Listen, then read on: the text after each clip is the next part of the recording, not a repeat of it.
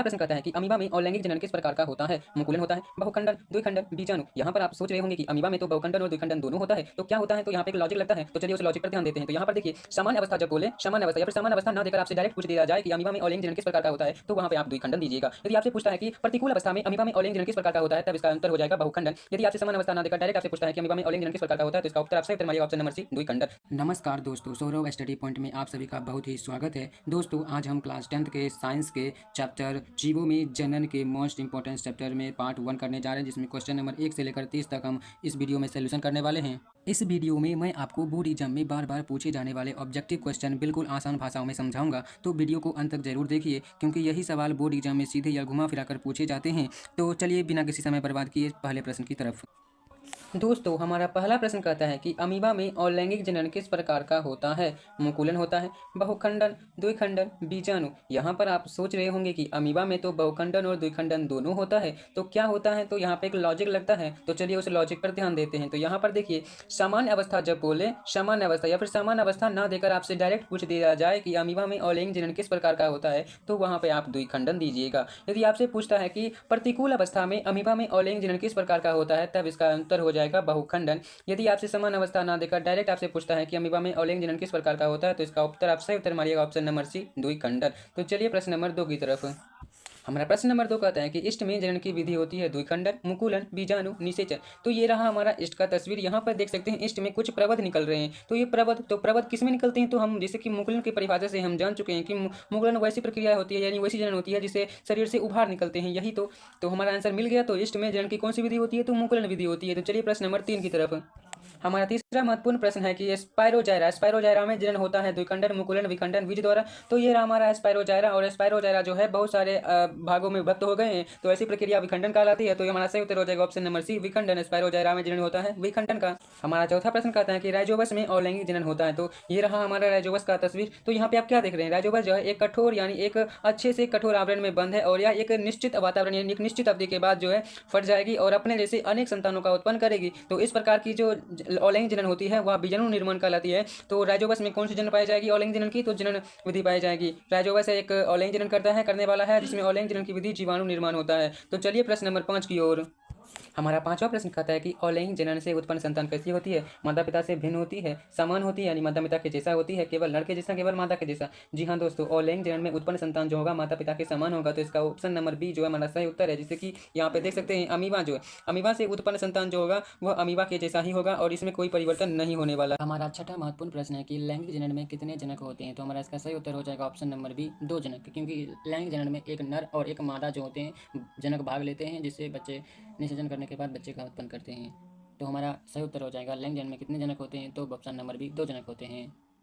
हमारा सातवां प्रश्न होता है कि नर युग्मक क्या कहलाता है? तो नर युग्मक क्या कहलाता है? तो नर युग्मक शुक्राणु कहलाता है। अंडाणु जो होता है मादा युग्मक कहलाता है। भ्रूण जो है बच्चे को कहते हैं, और जायगोट जो होता है नर युग्मक और मादा युग्मक जब निषेचन कर फलस्वरूप जो नया चीज़ बनता है उसे जायगोट कहते हैं। तो आप समझ गए होंगे। तो चलिए चलते हैं महत्वपूर्ण प्रश्न 8 की तरफ।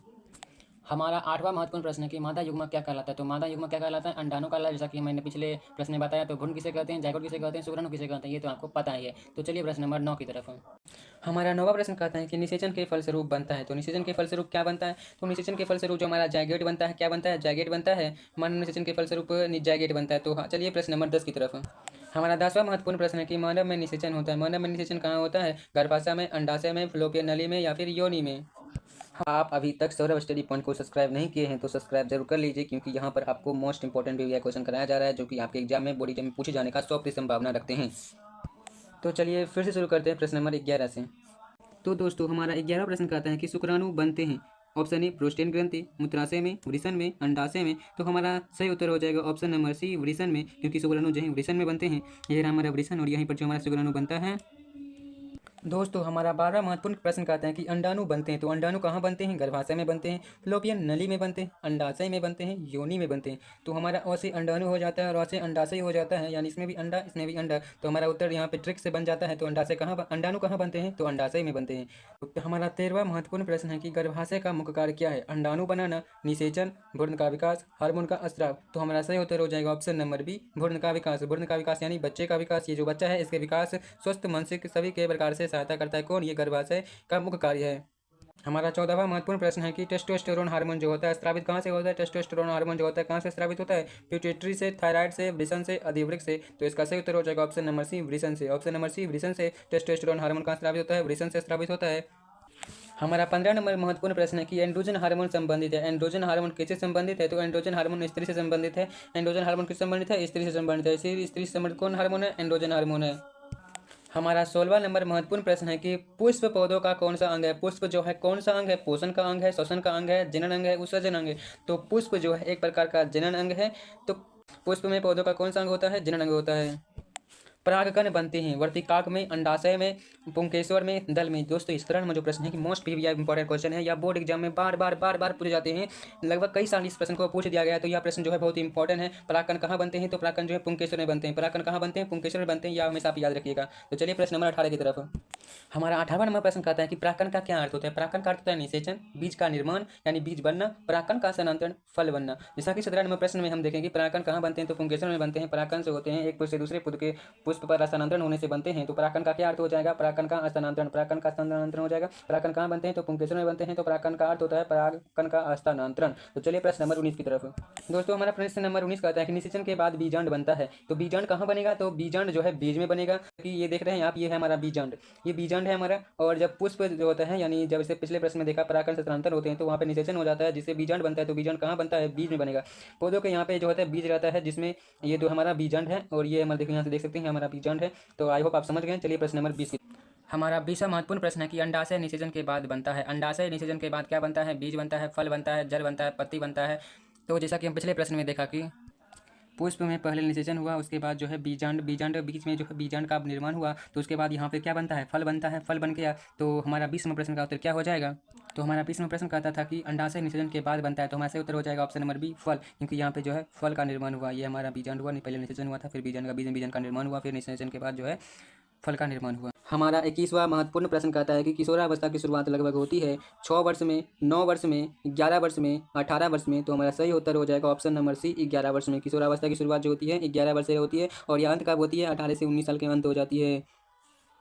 तो किशोरावस्था में शारीरिक परिवर्तन का मुख्य कारण क्या है। हमारा 22वां नंबर प्रश्न जो कहता है किशोरावस्था में शारीरिक परिवर्तन का मुख्य कारण क्या है। तो भोजन है, जलवायु है, हार्मोन है, व्यायाम है। तो इसका सही उत्तर हो जाएगा ऑप्शन नंबर सी, हार्मोन। क्योंकि किशोरावस्था में शारीरिक परिवर्तन को हार्मोन कहा जाता है। जैसे कि पुरुष का दाढ़ी मूंछ आ जाना, जीर्ण अंगों में बाल आ जाना, स्त्रियां में उनके चेहरे का चिकना हो जाना एवं जीर्ण अंगों में बाल आ जाना एवं बहुत सारे परिवर्तन हो जाते हैं किशोरावस्था में शारीरिक परिवर्तन का जो मुख्य कारण होते हैं, जिसमें हार्मोन जो है मुख्य कारण है।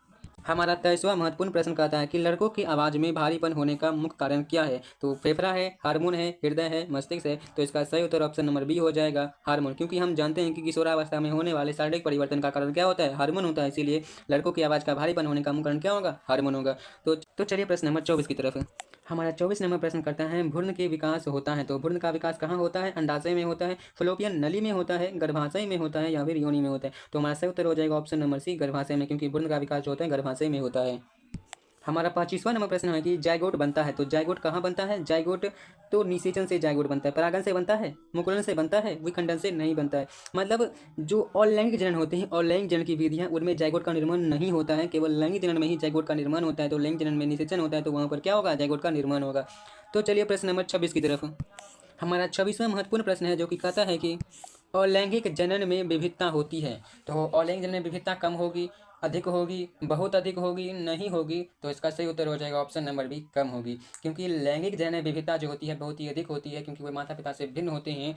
और अलैंगिक जनन में विविधता हो ना के बराबर होती है, यानी नहीं होती है। तो इसका सही उत्तर हो जाएगा ऑप्शन नंबर बी, बहुत ही कम। हमारा 27वां नंबर प्रश्न जो बहुत ही महत्वपूर्ण प्रश्न है वह कहता है कि पौधों में लैंगिक जनन का स्थान कहाँ होता है। पौधों में लैंगिक जनन का स्थान कहाँ होता है। तो पौधों में जो होता है पुष्प जो होता है लैंगिक जनन कहते हैं। दोस्तों पिछले प्रश्न में हमने बताया था कि पुष्प भाग होता है, पुष्प जो भाग है जीर्ण अंग का भाग है। पुष्प कौन सा भाग है, जीर्ण अंग का। अब पौधों में लैंगिक जनन का स्थान होता है क्या, पुष्प होता है। पुष्प को कौन सा जनन करता है, तो पुष्प लैंगिक जनन करता है। हमारा 28वां नंबर प्रश्न कहता है कि बीज में भोजन संचित करने वाला भाग होता है।